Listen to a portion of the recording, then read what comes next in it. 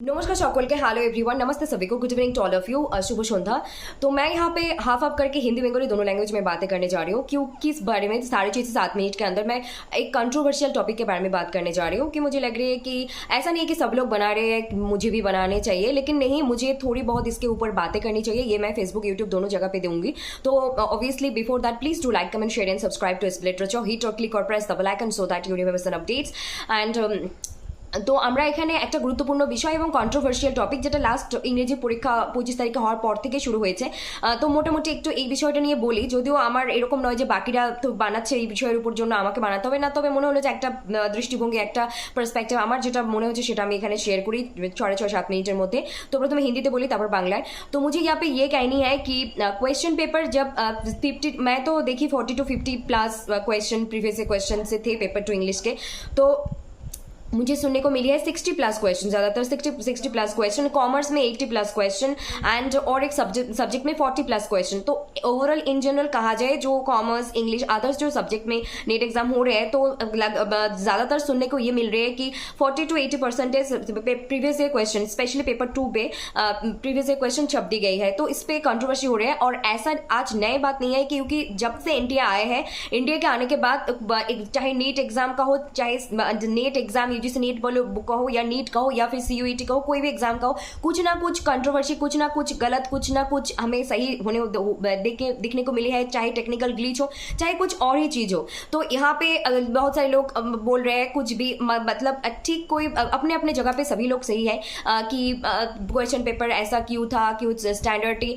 तो एनटीए की तरफ से हाँ, हर एक कोई कैंडिडेट चाहे जिस भी लेवल पर हो, चाहे बिगिनर, इंटरमीडिएट, एडवांस जो भी लेवल पे हो, उन एक इंडिया की तरफ से एक ऐसे तो रहते हैं कि 100 क्वेश्चन में से कुछ नए सीखने को मिलेंगे, और डिफिकल्ट, मॉडरेट, इजी सब कुछ मिला के होंगे। तो इस पेपर पे प्रीवियस ईयर ज़्यादा होने की वजह से लोगों के मन में बहुत सारे सवाल, कंप्लेन भी है। तो पता, मैं तो उसके ऊपर किसके मन में क्या चल रहा है इसके ऊपर नहीं बात कर सकती, लेकिन स्टूडेंट के लिए ये बात कर सकती हूँ कि प्लीज़ एक बात ध्यान से सुन लीजिए, क्योंकि इस पर्सपेक्टिव से कभी प्रिपरेशन मत लीजिएगा, जैसे मैंने खुद एक बार की थी कि 2018 के जुलाई वाला या 2018 के दिसंबर वाला या 19 एक था कि शॉर्ट टाइप के थे, फिर डिस्क्रिप्टिव टाइप सोच के गए थे, लेकिन वन लाइनर क्वेश्चन ही थे। तो ऐसे होना नहीं चाहिए। आज आप जब देख रहे हो कि क्वेश्चन पेपर में वन लाइनर थे जून 2026 वाला पेपर टू इंग्लिश के, तो आप ऐसे मत प्रिपेयर करो कि आने वाले दिसंबर 2026 में जो होंगे वहाँ पे descriptive and difficult tough paper आने वाला। ऐसे प्रिपरेशन कभी मत लो, क्योंकि ये ट्रैप है, ये आपको जरूर दिक्कत में डालेगी। तो आपको क्या करनी पड़ेगी, आपको, या मैं इसी पर्सपेक्टिव से बात करूंगी कि जो बच्चे प्रीवियस ईयर क्वेश्चन पढ़ के गए थे उनको फायदे हुए हैं। सब बच्चे प्रीवियस ईयर क्वेश्चन देख के गए हैं ऐसा भी तो नहीं है। जिन्होंने नहीं देख के गए हैं, कुछ अलग तरीके से टेक्स्ट बेस्ड और कुछ नोट बेस्ड पढ़ाई की, उनके लिए थोड़ी बहुत दिक्कत हुए होंगे, और डेफिनेटली हुए होंगे।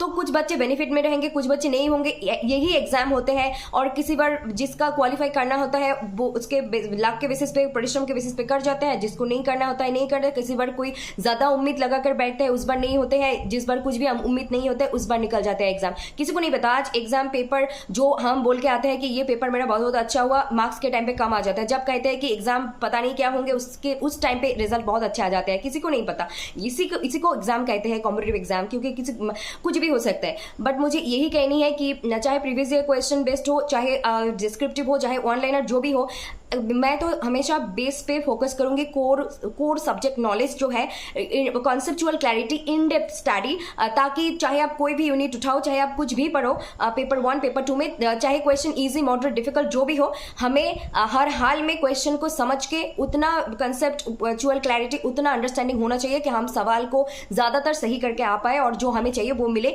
चाहे एग्जाम क्वेश्चन पेपर चाहे प्रीवियस ईयर का हो, चाहे न्यू पैटर्न का हो, चाहे आउट ऑफ द बॉक्स हो, चाहे कुछ भी हो, क्योंकि जब क्वेश्चन डिफिकल्ट होंगे तो सभी के लिए डिफिकल्ट होंगे, जब क्वेश्चन इजी होंगे तो सभी के लिए इजी होंगे, मोस्ट ऑफ द केसेस। कुछ बच्चे के लिए तो अलग होंगे, क्योंकि हर एक इंडिविजुअल अलग होते हैं। तो मैं कंट्रोवर्सी पे नहीं जाऊंगी, लेकिन सब कुछ ठीक रहा तो हमें तो देखने को मिलेंगे रिजल्ट कट ऑफ। अभी मैं यही कहूंगी, आप लोगों का एग्जाम हो चुका है, फ्री रहिए। जिनका लग रहा है कि नहीं हो सकता है अगले टाइम के लिए, तो 7 दिन, 10 दिन, 15 दिन रेस्ट करके फिर दिसंबर अटेम्प्ट के लिए आपका फोकस अगर यही है कम्पिटिटिव एग्जाम और इसी को क्लियर करना है तो फिर से लग जाइए, यही मैं कह सकती हूँ। তো আমি এখানে এটাই বলবো যে আমাদের এই প্রিভিয়াস ইয়ার কোয়েশ্চেন 50 থেকে 60% পেপার টু ইংলিশ লিটারেচারে এসেছে, এই নিয়ে অনেকটা কন্ট্রোভার্সি বা শোনা যাচ্ছে, হওয়াটাও স্বাভাবিক। তো আমরা আশা করি যে কোনো ধরনের প্রতিযোগিতামূলক বা এই ধরনের ন্যাশনাল লেভেলের প্রতিযোগিতামূলক পরীক্ষায় আমরা আশা করি যে পরীক্ষার প্রশ্নপত্রে আমরা 100 কোয়েশ্চেনের মধ্যে কিছু easy, moderate, difficult previous year question, নতুন কনসেপচুয়াল, নতুন কিছু কনসেপ্ট, কারেন্ট অ্যাফেয়ার, তার সাথে কিছু মডারেট ডিফিকাল্ট মিলেমিশে আসবে, কিছু একটা স্কোপ থাকবে যেখানে আমরা নতুন কিছু শিখতে পারবো। কিন্তু এইবারের কোয়েশ্চেন পেপারে এই পয়েন্ট অফ ভিউ থেকে অনেকে হয়তো মর্মাহত হয়েছেন বা হয়েছে, কিন্তু আবার কোনো যে বাচ্চারা বেশি প্রিভিয়াস ইয়ার কোয়েশ্চেন দেখে গেছে, পড়ে গেছে, রিভাইজ করেছে, তারা বেনিফিটে থাকবে এই পেপারের জন্য। কিন্তু যারা হয়তো দেখেনি, তারা হয়তো সামারি বেস, তারা হয়তো টেক্সট বেস, টেক্সচুয়াল পড়াশোনা বেশি করেছে, তাদের ক্ষেত্রে হয়তো একটুখানি অসুবিধা হয়েছে, কারণ সব ক্যান্ডিডেট তো সমান নয়। তো এই নিয়ে এখন অনেকের অনেক কিছু মতামত হতেই পারে, যে কমপ্লেন হতে পারে, হওয়াটাই স্বাভাবিক। কিন্তু আমি মনে করি যে পরীক্ষার বাকি সব ঠিকঠাক থাকলে রেজাল্ট যখন আসবে আসবে। আমি এই পয়েন্ট অফ ভিউ থেকেই বলবো, আবারও বলবো, লাইভে বলেছিলাম, আবারও বলবো, এসবি লিটারেচারও বলেছি, এখনও বলবো যে কখনো কোনো ক্যান্ডিডেট ইউজিসি নেট হোক বা আদার্স কোনো কম্পিটিটিভ এক্সাম হোক, এই মানে 6 মাস অন্তর অন্তর পরীক্ষা হোক বা 1 বছর অন্তর অন্তর, একবার সহজ হয়েছে জন্য পরের বার আমি এমনভাবে পড়বো যাতে মানে কঠিন কোয়েশ্চেন এলে আমি আনসার করতে পারি, এটা কোথাও না কোথাও একটা ট্র্যাপ বা ফাঁদ। কিভাবে পড়বো? আমার কথা হলো যে পেপার 2 হোক বা পেপার 1, সাবজেক্টের ইনডেপথ অ্যানালিসিস, মানে সাবজেক্টের কনসেপচুয়াল ক্ল্যারিটি, সাবজেক্টের বিষয়ে দক্ষতা, স্বচ্ছ ধারণা, যেগুলোর থেকে প্রশ্ন হয় প্রিভিয়াস ইয়ার কোয়েশ্চেন একটা রোড ম্যাপ হিসেবে আমাদের কাজ করবে, আমাদের একটা রাস্তা দেখাবে। অবশ্যই সেটা যে ক্যান্ডিডেট, বিগিনার, ইন্টারমিডিয়েট, অ্যাডভান্স যে লেভেলেরই হোক না কেন, এটুকুই বলবো যে পরীক্ষার প্রস্তুতি এমনভাবে নেব, ডিফিকাল্ট, মডারেট, ইজি যে টাইপেরই হোক না কেন, আমরা যেন উপস্থিত বুদ্ধি দিয়ে যেরকম প্রশ্ন এসেছে সেভাবে পড়ে অ্যানালিটিক্যাল থিঙ্কিং, থট প্রসেস দিয়ে এবং নিজের মুখস্থ বিদ্যা সবটা কাজে লাগিয়ে যেন আমাদের যে টার্গেট বা লক্ষ্য সেই অবধি পৌঁছতে পারি, এটাই থাকবে আমাদের মূল লক্ষ্য। বাদ বাকি কখন কার ফেভারে যাবে প্রিভিয়াস ইয়ার কোয়েশ্চেন, কার টেক্সচুয়াল অ্যানালিসিস, কখন কোনটা, আমরা কিছু জানি না। কিন্তু অভিজ্ঞতা অবশ্যই, আমরা যখন একটা বিষয়ের উপর পরীক্ষা দিই বা পড়তে পড়তে একটা অভিজ্ঞতা অটোমেটিক্যালি তৈরি হয়ে যায়। কিন্তু যারা নতুন বা যারা প্রস্তুতি নিচ্ছে, এবার সহজ হয়েছে বলে আগামীবার কঠিন হবে, এই পয়েন্ট অফ ভিউ থেকে পড়লেও কিন্তু কোথাও না কোথাও ধোঁকা বা একটা ফাঁদে পড়া হতে পারে। তাই কীভাবে পড়তে হবে? সাবজেক্টের গভীরতা বুঝতে হবে, তাহলে যেভাবেই আসুক না কেন প্রশ্নপত্র আমরা ঠিক পেরে উঠবো। ধন্যবাদ।